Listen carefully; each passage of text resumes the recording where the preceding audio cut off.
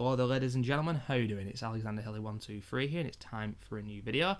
It's actually time for video number 4 today in my top 50 albums list of the 1990s, where I detail 5 albums per video until we get to number 1. This is video number 4, and there's 5 per video, so obviously it's going to take 10 videos altogether till I get to number 1.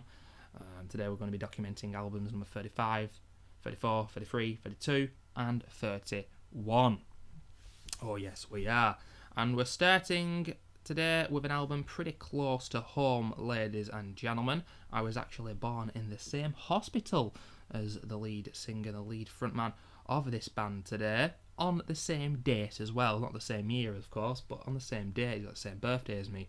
And it is Richard Ashcroft, and it is The Verve from Big Wigan, ladies and gentlemen. Yes, Big Wigan, indeed. Urban Hymns, 1997. September 1997. Funnily enough, released 29th of September 97. Today's the 28th. Interestingly enough, this album coming up to 20 years now. And a lot of the Verve fans actually prefer A Storm in Heaven and A Northern Soul to this album. Much more psychedelic, those albums, and experimental, I'd say. But you cannot deny the songwriting on this album and how consistent it is, how fun it is. You know, not fun, happy, but you know, you have fun when you listen to music that you love, and there's so many strong songs on here. I mean, Bittersweet Symphony opening the album up, you know, it's one of the best songs ever without a shadow of a doubt. Then you've got the longer songs that are kind of reminiscent of the first 2 albums, like Catching the Butterfly is probably the most psychedelic song on here, but you've also got Neon Wilderness, Space and Time. I love Lucky Man. There's not much I can really say about this album. It's just a very consistent set of songs, you know, where there's very, I don't think there's any weak tracks on this album, to be perfectly honest. For me personally, I enjoy all this album, because it's all subjective, ladies and gentlemen. Velvet Morning, One Day, I love that. Lucky Man, that'll never get boring. But my favourite song from the album has got to be Sonnet. Drugs Don't Work, for goodness sake, I didn't even speak about that. That could have easily been seen as a cheesy song when it was being made by the band, but holy shit, it's anything but a very hard-hitting song, and without doubt one of the best of the 1990s. Very, very difficult for me to pick a track from this album, but it's probably going to be Sonnet. But yeah, number 35, I could have put it probably about 25 or whatnot, but hey, it's in the list, that's all that matters. The Verve, Urban Hymns. And I like Richard Ashcroft's solo material as well. He's made about 2 or 3 albums of pretty solid material. I don't tend to like artists or bands who've come from a supported indie background. Not that this kind of music is indie. You know, that label has obviously been bastardised these days, in the last 10 years especially, but I still do like Richard Ashcroft, nevertheless. But I didn't really enjoy the Verve's comeback album Fourth. A few good songs here and there, but overall I found it quite dull, to be perfectly honest with you. But anyway, ladies and gentlemen, it's time for album number 34 now. We're going back to 1992. This band's second album, but a lot of people see it as their debut. It is the first album with Mr. James LaBrie on vocals, and it is Images and Words by the progressive rock band Dream Theater. This was released, like I said, in 1992. Recorded in late 91, nearly running in an hour in length, and this was my introduction to Dream Theater back in 2008. I actually remember it pretty well. Even back then they had a pretty big discography, but now it's got even bigger, absolutely huge. And I was looking on Wikipedia and Sputnik Music, Rate Your Music, other musical websites, Wikipedia for the information, and I decided to get Images and Words and Train of Thought together, because Images and Words is seen as the masterpiece, Train of Thought is seen as the heaviest album, and I wanted to compare and contrast both albums, and it was a great entry point to the band for me. And I'll admit I enjoyed Train of Thought more. You know, this was 2008, I would have been 18, nearly 19 years of age. I was on a big rock vibe back then, wasn't listening to any rap like I do now, or electronic music or folk music, and it was all about progressive rock mainly, modern progressive rock, and also just any kind of metal music.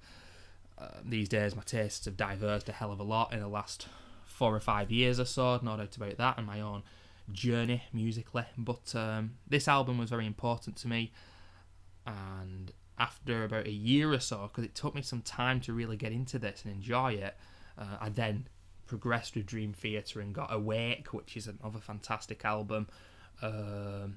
There's no doubt they are a very inconsistent band, and since Train of Thought, they've released a few albums where they're not really progressive anymore. You know, that is what the name progressive is meant to mean, changing all the time and making things better and different. And they've rehashed ideas, they've made music, you know, very long for the sake of it. You know, obviously it's progressive rock, tracks are going to go on for a while, but there's a lot of wankery, as it's called in music, and some of the songs are overdrawn. There's needless like parts of the tracks. James LaBrie's vocals are very sharp and they can get on your nerves. I can see why Dream Theater aren't everyone's cup of tea, basically. And they're not one of my top favourite bands of all time, but they're a band that I like a hell of a lot. It's just that I prefer the 90s material. They've got a concept album, Metropolis 2, Scenes from a Memory, great album. 6 Degrees of Inner Turbulence, which was them becoming the heavier band that they now are. That was a great album as well. And then albums in the noughties like Octavarium and Systematic Chaos I find heavily inconsistent. I love some tracks, I hate some tracks. But, you know, Dream Theater, they wear their heart on their sleeve and they apologise for nothing, and that's fair play. But this is, in my opinion, their best album. Pull Me Under, opening the album off. Just say straight off the bat here, ladies and gentlemen, the Under a Glass Moon is my favourite song on here. James LaBrie's vocals are spot on. John Petrucci on the guitar, absolutely fantastic. I don't need to individually say these guys' names, they're all very talented, but they're all on point basically. Learning to Live, the last track on the album, running in at 11.5 minutes, that's a masterpiece as well. And then you've got actually Metropolis Part 1, The Miracle and The Sleeper. You've got Surrounded, which is a lovely song. Some of the more ballady kind of songs are very, very cheesy, but I find Surrounded one of the most believable, one of the best, and it isn't that cheesy for me personally. And yeah, Images and Words, Dream Theater, number 34, ladies and gentlemen. And now we're up to number 33. Yep, and it is Harvest Moon by Mr. Neil Young. Oh yes, ladies and gentlemen, this isn't seen as one of his best albums or one of the best he's done, but it's one of my favourites from Mr. Young throughout his whole career, even the early 70s, where he was blasting off albums like a madman, and he released 4 or 5 fantastic ones, ladies and gentlemen. And one of those was purely called, I think, Harvest, and this is seen as a sequel to that album. And it's more melancholic because in the 80s, some of Neil Young's material was absolutely abysmal, especially in the early mid-80s. Then he started coming around to making the kind of material that made him famous in the first place. And Harvest Moon is a lovely album. I find it very solid, very consistent. You've got backing kind of female vocals on this album, on most tracks. The song I've picked out as my favourite is Dreaming Man. Neil's vocals are really good on this album, especially on that track. Such a Woman is nice. One of These Days is one of my favourites as well. War of Man, Unknown Legend, You and Me. A lot of acoustic guitar on this. Harmonica, banjo guitar it says as well, pump organ. Quite a few guest appearances from some other people. Also on keyboards and a bass marimba. I'm not going to pretend I know what that is, ladies and gentlemen. I love my music, but you know, I'm not too clued in on the technicalities of music. But nevertheless, what I do know is this is a lovely folk album, highly consistent, and I find it one of Neil Young's very best. He's released some pretty good material in the last 10 years or so. There was a Living with War album in 2006. He did an album with Pearl Jam in the 90s. I think it was 1995. Mirrorball, was it? And then his band, they called Crazy Horse. I've never actually properly listened to his material with those guys, with his band. I really need to get onto that. But the problem with that is that I have Last.fm, I have Spotify, and Spotify get the tags wrong all the time, and I am quite anal with those kind of things, ladies and gentlemen. I like to tag the songs correctly. I'm a nerd like that. but I make no apologies. But anyway, Harvest Moon by Neil Young, 1992, great album. Now we're on to album number 32, and ladies and gentlemen, we have... Oh, I've just deleted it from my... accidentally X'd out of it there. Let me get back in. Songs of Faith and Devotion. That's right, ladies and gentlemen, Songs of Faith and Devotion. It's the 8th, which is pretty incredible when you think about it, considering it was released in 1993. The 8th album... Right, everything's sorted out. The 8th album by Depeche Mode. And, of course, the magnum opus of the band, Violator, was released in the 1990s as well, in 1990. So I could have picked that, and I absolutely love that album. But, what can I say? I just prefer Songs of Faith and Devotion to Violator. I genuinely do. You've got some of Dave Gahan's best vocals here, some of the darkest material, I'd say. And I consider myself a fan of Depeche Mode, but I can't really love, you know, I can like 5 songs out of 12, for example, on an album, but that's not loving an album. That's not really finding an album fantastic. It's finding an album good but inconsistent. And after the Ultra album in 1997, Playing the Angel, I think that's a decent album. The last 2 albums I can't really get into or enjoy, and the early stuff is a little bit too cheesy.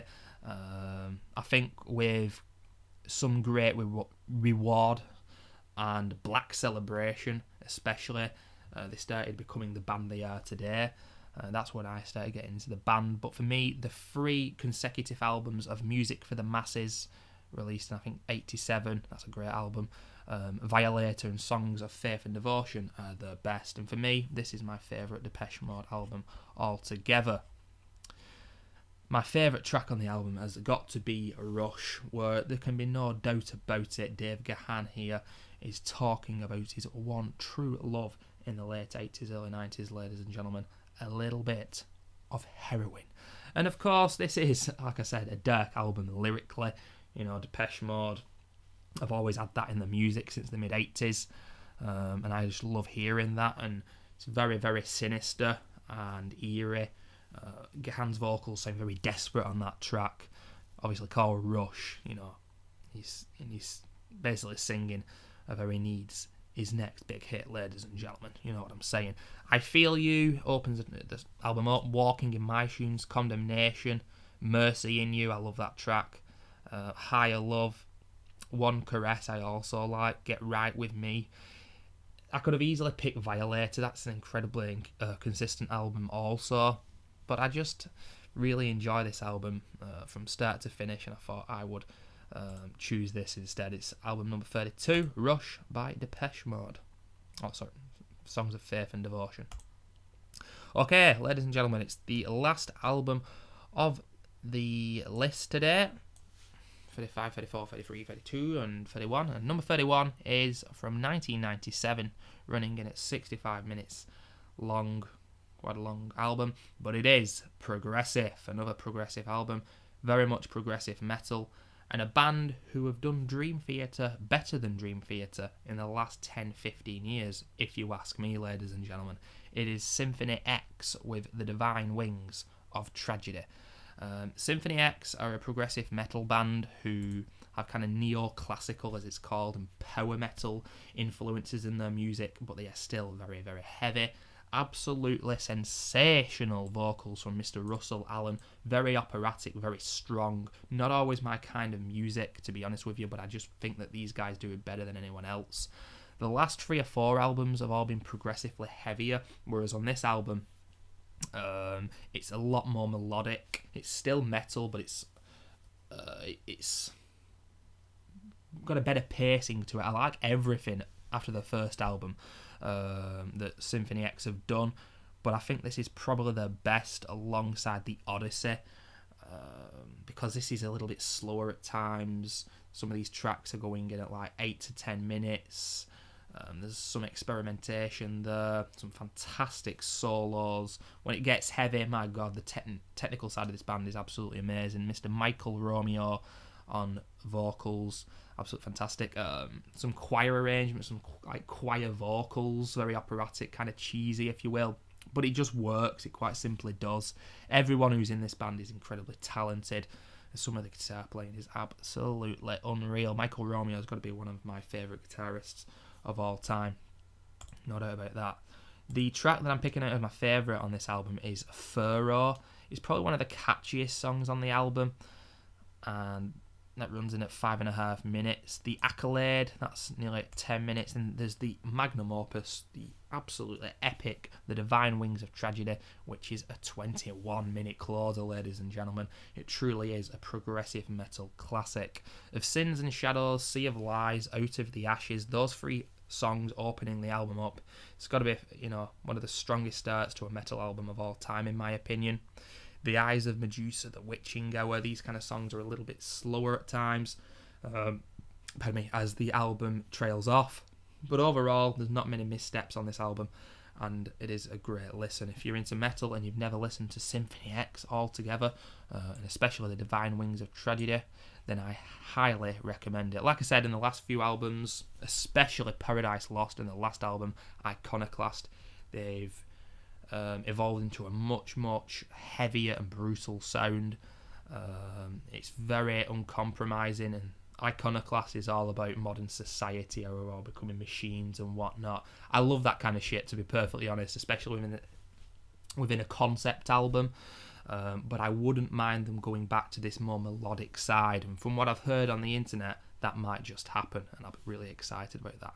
But yeah, ladies and gentlemen, this is video number 4, my top 50 albums of the 1990s list, from 35 to 31. Please join me in part 5, where it will be albums 30, 29, 28, 27, 26.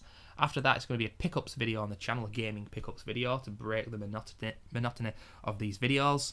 So I've done 5 pickups, 5 more videos, my top albums lists, and then we'll get to some more gaming videos. But until then, I'll see you.